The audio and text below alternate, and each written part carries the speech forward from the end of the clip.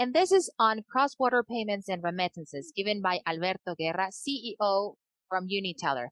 Under his leadership, UniTeller has been positioned as one of the biggest remittance processing companies and also international payments by offering services to over 100 financial institutions, remittance companies, and corporations all over the world, as well as their own solution for digital remittances for companies and consumers. Likewise, they have improved the operational margins, global profitability, and the value of their company. So it's an honor to have you, Alberto.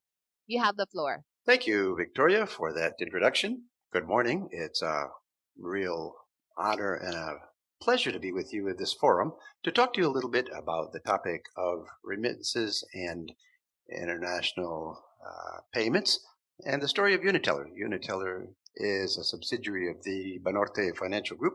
We're going to talk to you a little bit about what we do at UniTeller and what our view is of this matter of cross-border payments and digitization of the industry, and what we are doing in the group and in the company in that sense. Beginning just to talk to you a little bit about UniTeller. UniTeller is a subsidiary of the Banorte Financial Group. We like to say that UniTeller is the Fintech of Banorte in the United States. Our main offices are in the city of Austin in Texas. It's a company that is a gateway for processing and aggregation of transactions of remittances and cross-border payments. It's a company with a global presence. We have over 200 employees and consultants located in the U.S., in Mexico, and Canada, Central America, Philippines, and India. We were recognized this year as one of the 100 most important companies within the industry of cross-border payments by the British consulting company FXC Intelligence, which also recognized us as one of the 100 most relevant companies in the matter of cross-border payments. We have a volume of over $10 billion processed annually. We process transactions to over 70 countries. We offer access to bank accounts of over 2,000 banks around the world. And we have a payment network of over 200,000 points for payments in cash. This is a conceptual map of our business.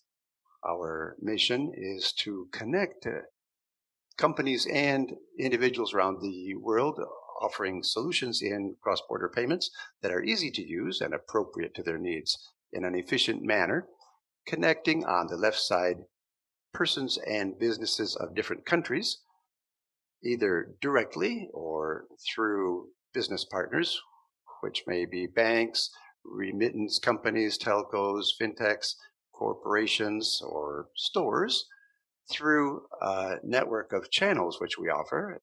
It may be through our API, our point of sales terminals, or our digital solutions, either through our app or through digital solutions that we offer, in which we offer settlements, compliance with foreign exchange, the entire platform of legal or regulatory compliance. We have licenses to operate in all 50 states of the U.S. and the network for payments that we've already mentioned.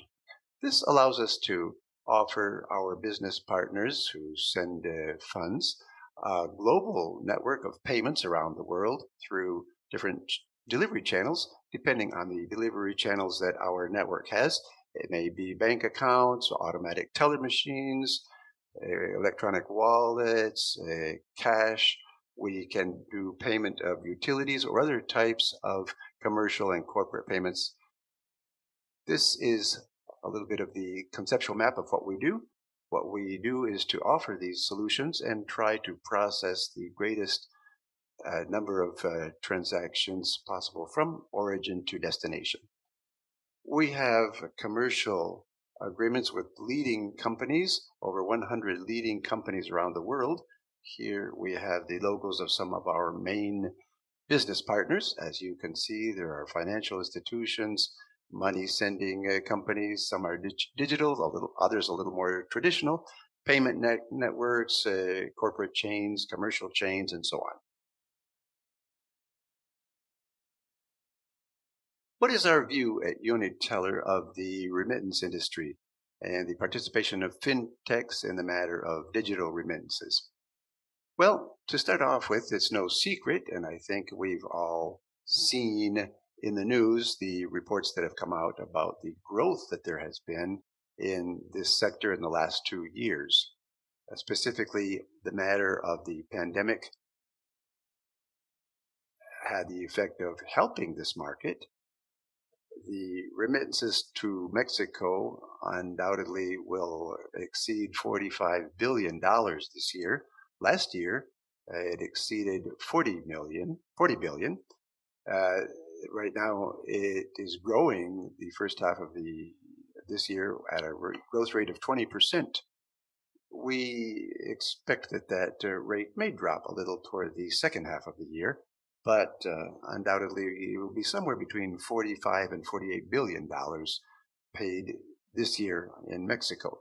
What has helped the industry? Well, the first thing is that in the United States, the remittances come from the U.S. to Mexico, and these government aid programs, specifically in the case of the United States, where there were many different types of government aid programs where people were helped not only with cash, but also matching amounts that were submitted and providing unemployment insurance. This allowed people who lost their jobs to have income available to be able to get along and even to send, in this case, support to their families abroad. Another important matter is that when the shutdowns began because of the pandemic, most of the jobs that migrants work in were considered as essential services. So we didn't have many cases of migrants losing their jobs because of shutdowns where they worked. Of course, there were some cases, but in general, most of the jobs and services where migrants worked continued working, and there continued to be this need to have them open. In addition, the role of the gig economy jobs, transportation, Uber, home deliveries, and so on. This also experienced a boom, and many migrants who lost their jobs were able to find support or opportunities for work in this type of business. The need to continue supporting families in Mexico or other countries continued. Unfortunately, in some cases, it even increased. Well, this had, as a result, this growth in remittances. On the other hand, there was the role of digital services. In some cases, a migrant who had no opportunity to go and do a deposit in cash found that there was an availability such of digital services that it made it easier for a migrant to send money by those digital services. There were some challenges to this that we'll talk about later on, but in general, those digital platforms were a great help to keep this industry moving. What have been, in this sense, the challenges for digital businesses and remittances? We've talked a little bit about companies that serve or that offer remittance services in the country of origin. On the one hand, they require that the sender have access to a bank account or a card. And of course, it's necessary to load that account or that card. In the matter of making a digital remittance, which can be paid by a cash deposit, continues to be a matter of inefficiency because of the costs involved in the United States. So this is a challenge, but there were people who had their accounts or who opened up a wallet or some prepaid account, and they linked their payroll to this type of account, and they were able to continue making remittances through these digital platforms. being able to do the remittance, as we mentioned, kept people from having to go out and expose themselves to contagion at a store or something. So having that ability to make a remittance from their own phone became something extremely practical.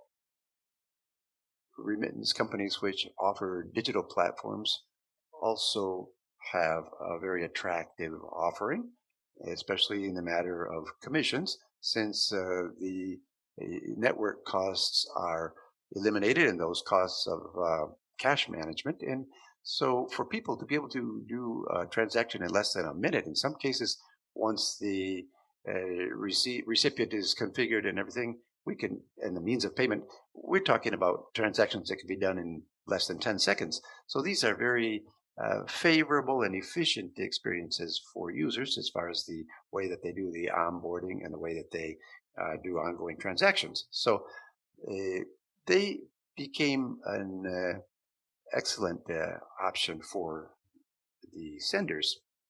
In countries of destination, there are challenges because of the matter of digitization of remittances. Just as in countries of origin, of course, there is a need for a bank account in the name of the recipient. In the case specifically of Mexico, the banking accounts for recipients is a big challenge. In the case of Banorte, where we've been very successful in that sense, there is yet also the reality of barriers to access by consumers to banking accounts. On the one hand, there's the matter of the type of account and the requirements, the regulatory requirements that many have, the ease or difficulty of opening an account, and the matter of a record or file that must be opened depending on the type of account. How does this work against the trust of the user? Sometimes users feel fear because they think that there may be charges of commissions because of account management, or also because of the inspecting or monitoring of their resources that there may be.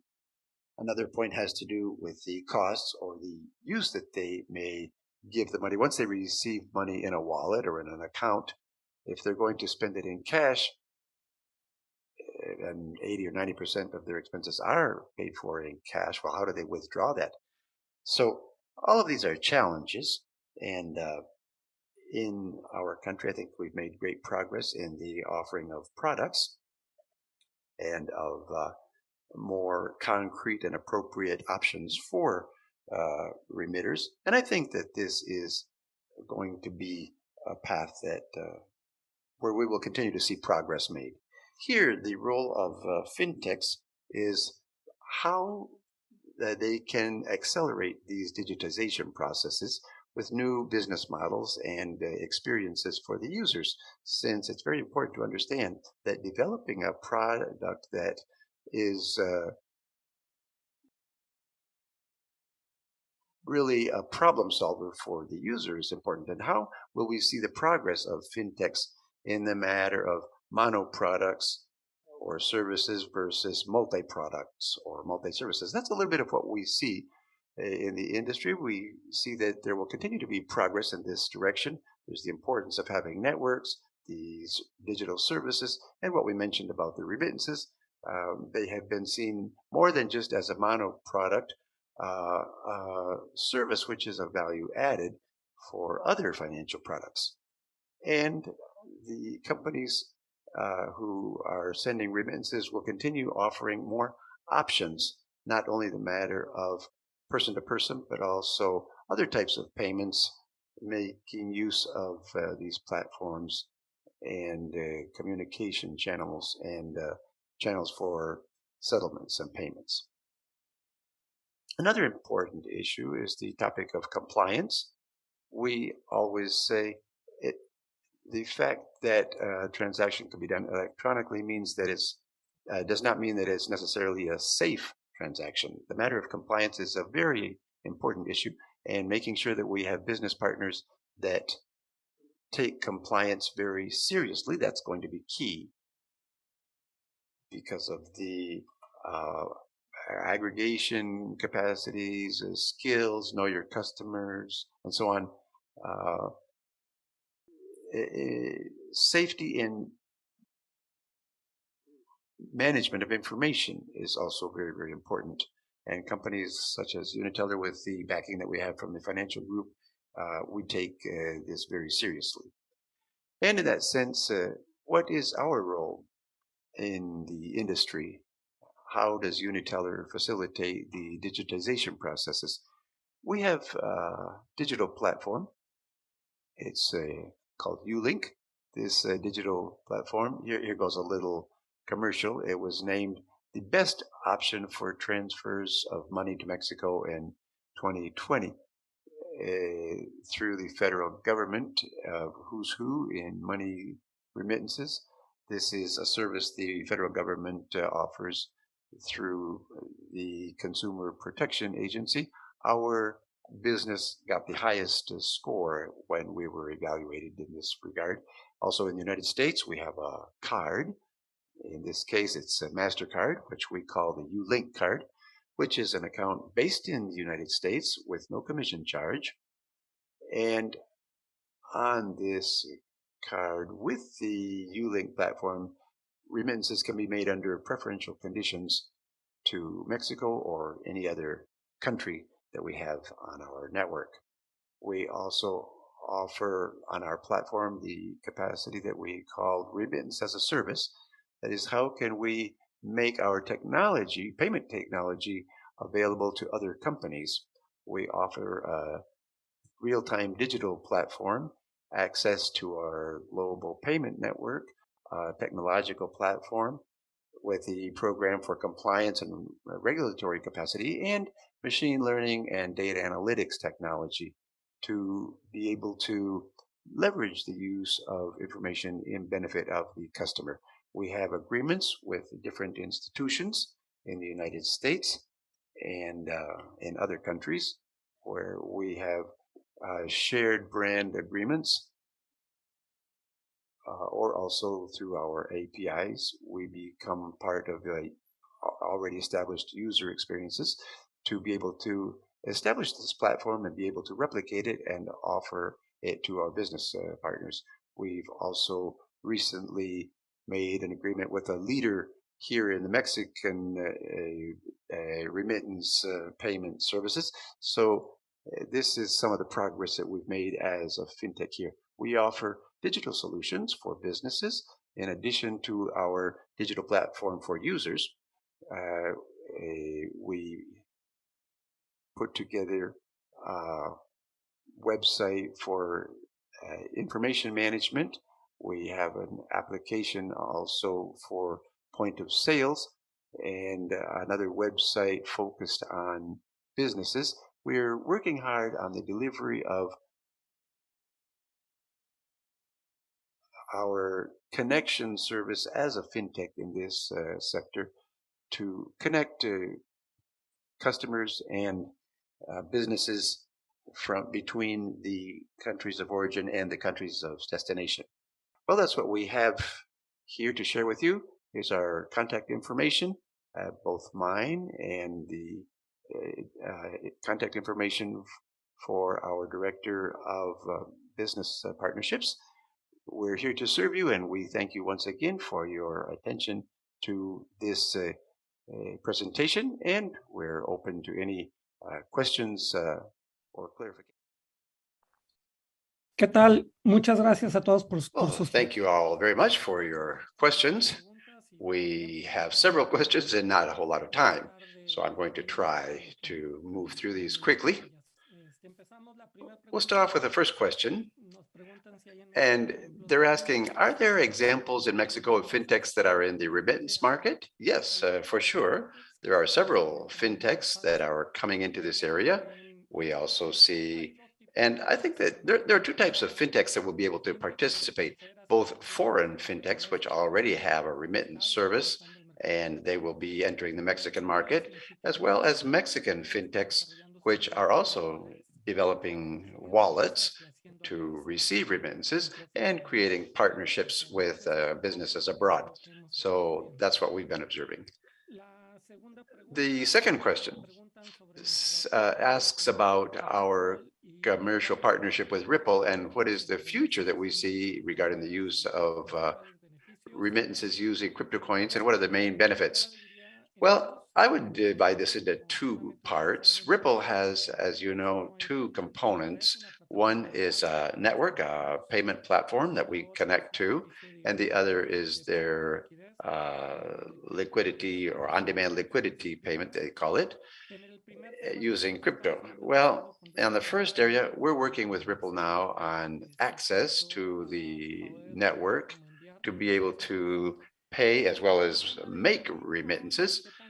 As far as the topic of cryptocurrency and how acceptable they will be in remittance, I think here again we could divide the question in two parts. I think that crypto coins can be useful for remittance companies to make payments more efficient, and for users, I think it will depend on the demand that there is among them. As users demand the use of crypto coins, we companies in the market will be made to have these services available. At this point, I don't think it's a very efficient process. The entry and exit costs of crypto to conventional currencies, possibly a barrier. But as these currencies become more popular in different countries and regulation becomes clearer in the countries where this operates, I think that undoubtedly there will be opportunities there in that area. The third question, what are the efforts of digital transformation to reach more people wherever they are at a low cost? In the session, I was talking a little bit about the challenges for remittances to reach people digitally at a lower cost. Of course, there's a great need for access to banking services, and we would need to eliminate the transfer costs for people, those costs of standing in line. A person pays nothing to receive a remittance. The costs are more indirect, such as having to stand in line. And if he has an account, how much does he pay for the account and so on? I think that there's a lot of work to be done among institutions and fintechs in terms of offering easy access services at low cost or at no cost for people who receive remittances. There's another question here. What other type of products and services could we expect to see in the future in the field of remittances? Well, there are actually many options. I think that rather than considering remittances as a single product, I think that remittances will end up being a part of an additional product within a portfolio of financial services being offered by fintechs. And we have already seen how in different countries in the world, there are these super apps where money remittance service is an additional feature of other services such as utility payments, ticket purchases, accounts, wallets, and so on. There's another question here also about the prevention of money laundering and identification of senders and recipients. What I could say is that the industry has made a great effort in this entire area of money laundering prevention. There are very advanced digital tools to establish digital authentication of users in different countries. So I think in that sense, a lot of progress has been made already in regard to protection and authentication of users. There is another question here. Can money be sent from Mexico to the US through ULink also? The answer is, as of now, no, but we expect to have this enabled in the future. We're also being asked about our corporate personality legally here. Yes, we're a subsidiary of the Banorte Financial Group. There are other questions, but it looks like we have run out of time. And once again, I thank you very much for your attention. I'm available if any of you would like to contact me offline to continue our discussion. Thank you very much. Alberto Guerra, thank you for so much information as well as answering everything our viewers asked you. Thank you for your time.